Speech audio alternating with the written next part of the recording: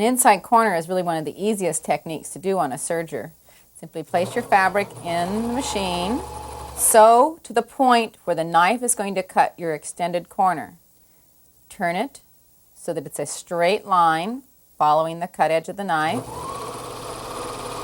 and continue serging. It's important that you are aware that you're not going to sew at an exact right angle. It's just a corner. I'm going to do the exact same technique again, but on a sleeve placket. Serge to the point where the knife is going to continue cutting into your placket. Straighten the fabric out to a straight line. Notice all these folds, just don't pay attention to them. Let the presser foot guide them into place. And continue stitching. And you have a gorgeous placket. The next step is to sew it into a dart. To do that, lay right sides together and stitch a dart on a conventional straight stitch machine. You're going to sew from here to here. And now we have the finished placket. The dart's been sewn, it's ready for the cuff, and you've finished your sleeve. A second way of securing seams is using a loop turner. It has a latch hook at one end. You bought it to turn spaghetti straps 10 years ago, and now you finally have a real use for it. Feed it underneath your serge stitches, your seam, grab the tail, and pull it back through.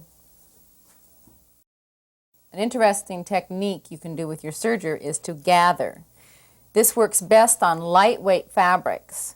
Remember when we were talking about tensions and we had a tight needle tension and it had a puckered seam? Well, gathers are deliberate puckers, so we're going to tighten our needle tension in order to gather. So slowly to get started. If you don't have enough puckering to make you happy, tighten it a little tighter.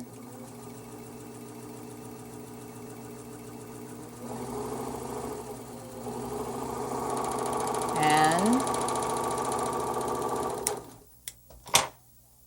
if you still want more gathers, I will say some sergers gather better than others.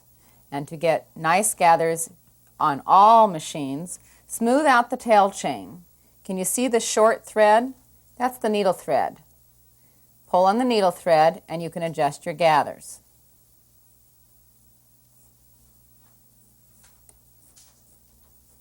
You can gather as tightly as you want. And if you're not happy with that, pull the needle thread all the way out and you've ripped. And then you can just start all over again. Now I'd like to show you a sleeve technique. In our book, Sewing with Sergers, we show you how to sew a cuff on a painless placket sleeve. And that's what I'm going to show you right now. The first step is to serge the long sides of the sleeve.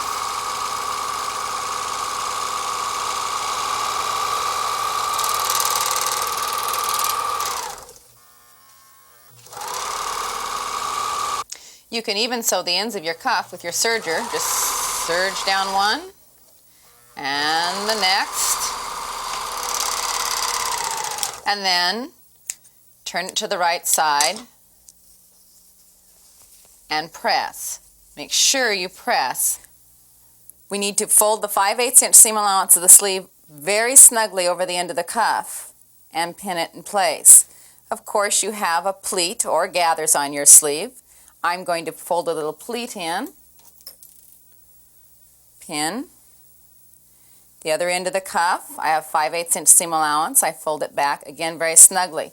This is important because if it's not folded snugly against the sleeve, when you turn it right side out, you'll have a little extension of the sleeve sticking out beyond the cuff. It needs to be snug so it looks neat and tidy when you're through.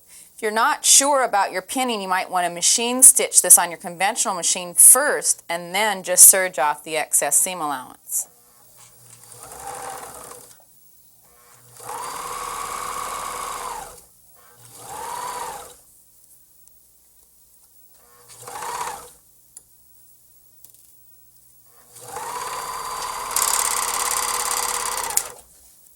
We turn it to the right side and our cuff is finished. Sleeve is applied, to the cuff, and we're ready to sew the sleeve seam.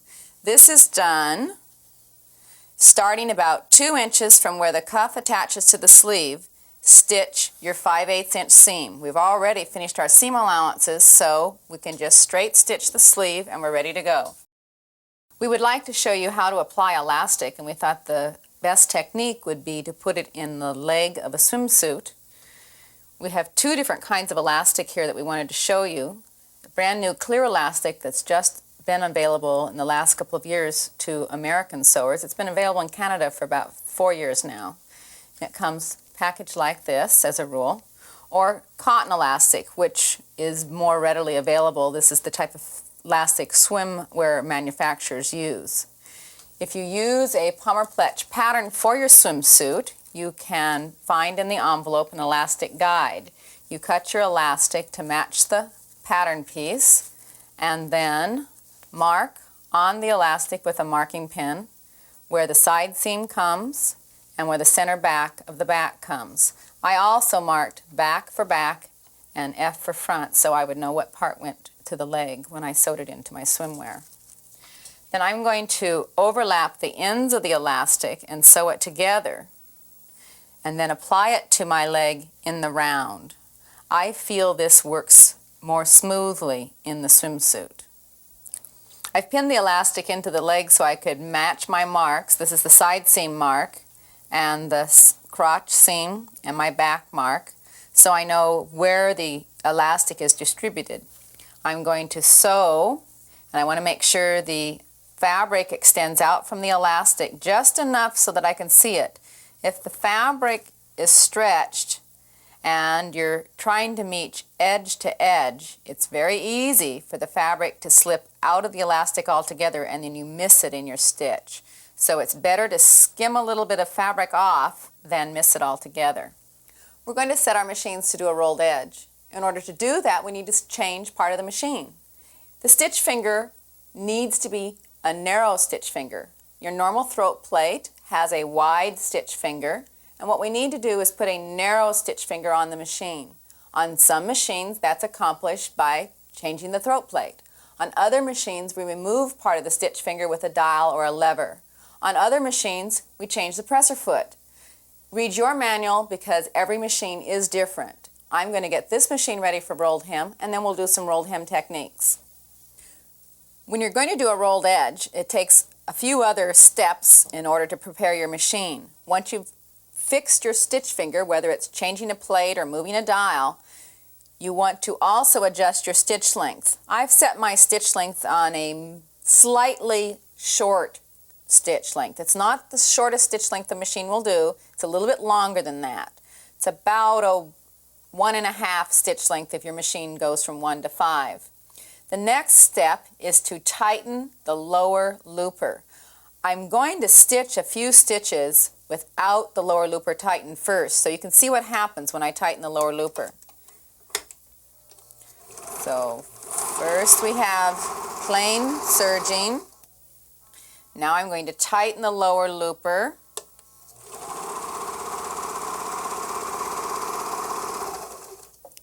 And we have a gorgeous rolled edge.